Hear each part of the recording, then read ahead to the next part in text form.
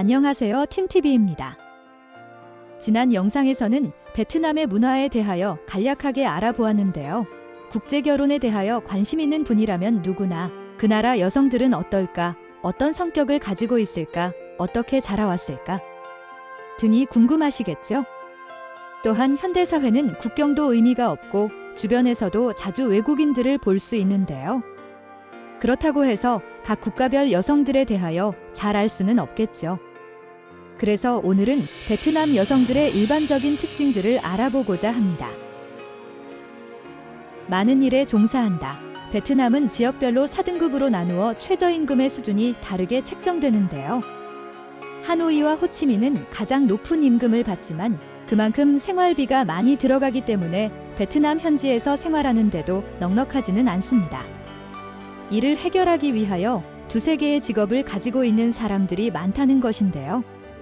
낮에는 직장을 다니는 등의 경제 활동을 하고 저녁엔 야시장이나 페이스북을 이용한 온라인 판매 등의 방법으로 각자의 생활고를 해결하곤 합니다. 여기서 다시 한번 생각해 보아야 할 부분은 한국인이 생각하는 것처럼 대부분의 베트남 사람들이 평균 30만 원 이하의 수입만 있는 것이 아니라는 것이죠.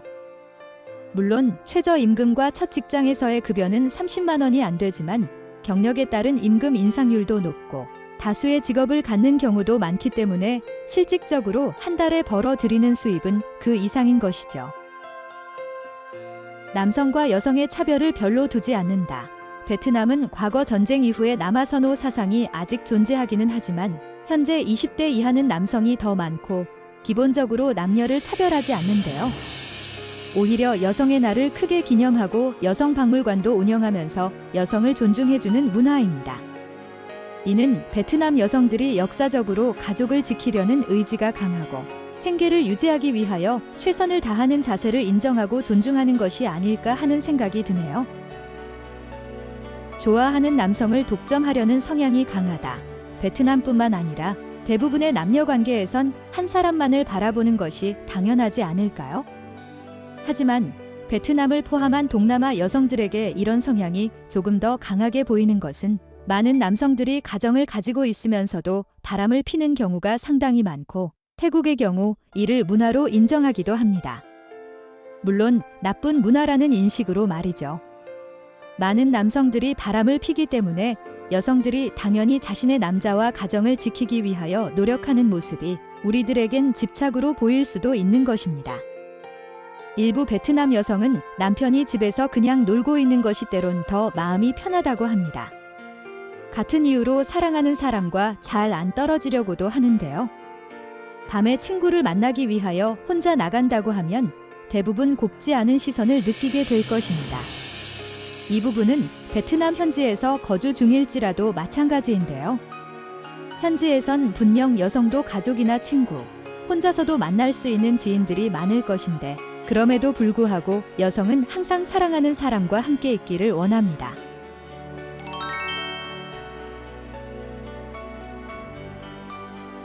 항상 대화하고 무엇이든 함께 하려고 한다. 여행이나 지인 소개를 통해 영어나 한국어로 소통이 가능한 여성을 만나는 경우에는 일하는 중간중간 시간이 날 때마다 계속 연락하면서 집착한다고 느끼게 됩니다. 소통이 가능한 여성이라고 말한 이유는 연락하는 것에 큰 부담이 없기 때문인데요. 아직 대화가 잘 이뤄지지 않는 관계라면 대화하는 것 자체가 부담일 수밖에 없고 당연히 연락하는 빈도는 낮아지겠죠. 한 글자 또는 한 문장씩 매번 번역기를 통해서 대화해야 한다면 서로의 감정이 그만큼 서로에게 더 간절해야만 할 것입니다.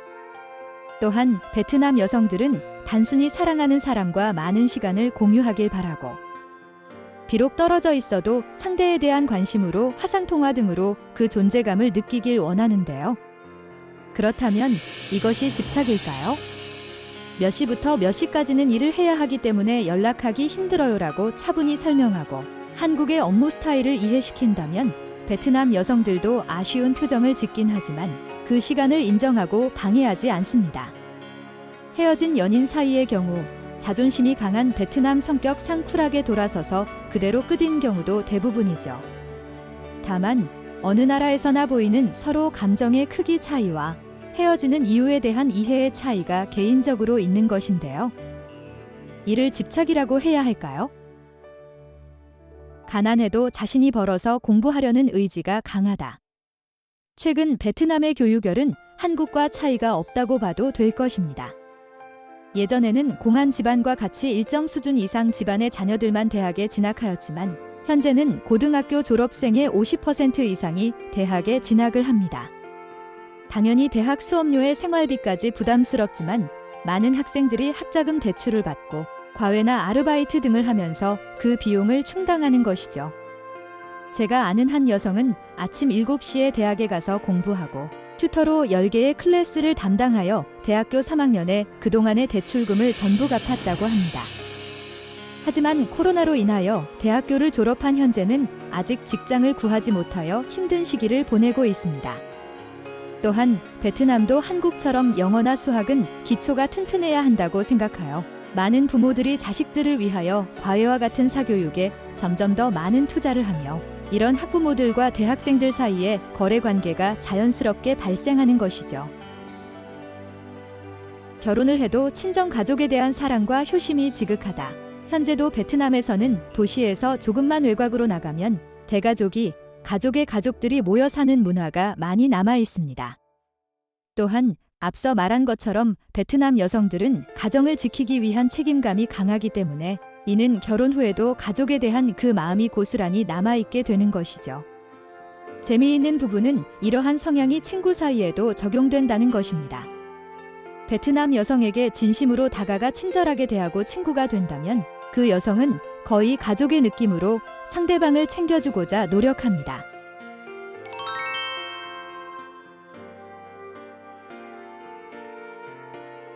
결혼 상대 남자의 나이나 과거사에 크게 얽매이지 않는다. 베트남 여성이 결혼하는 데 있어서 물론 환경에 따른 개인차는 있겠지만 상대방의 나이나 과거가 아닌 미래를 위하여 어떤 사람인가가 더 중요한 포인트가 됩니다. 비록 현재 조건이 좋지 않아도 상대방이 열심히 살아가는 사람이라면 과거의 다른 여성과 깊은 관계였지만 현재 정리가 확실히 되었고 자신만을 사랑하고 위한다는 확신이 있다면 여성은 그 사람을 배우자로 선택할 것입니다. 또한 모계사회에서 자란 베트남 여성들은 어머님의 말에 절대 복종하는 듯한 모습을 보이기도 합니다. 어머니가 한 번도 만나본 적 없는 남자와 결혼을 하라고 해도 사랑하지 않는 그 남자와의 결혼을 받아들이기도 합니다. 마치 오래전 가마 타고 시집을 가서 첫날 밤 신랑의 얼굴을 처음 보았던 한국의 모습과 비슷하기도 하죠. 물론 현재는 점점 적어지고 있는 케이스이긴 합니다. 이러한 경우를 국제결혼에서도 볼 수 있는데요.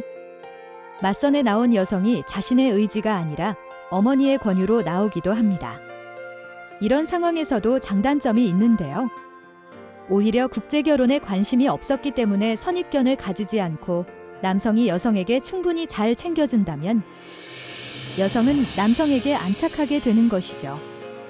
하지만 사람마다 다르기 때문에 자신의 의지로 한 결혼이 아니라서 전혀 노력을 하지 않는 경우도 있죠.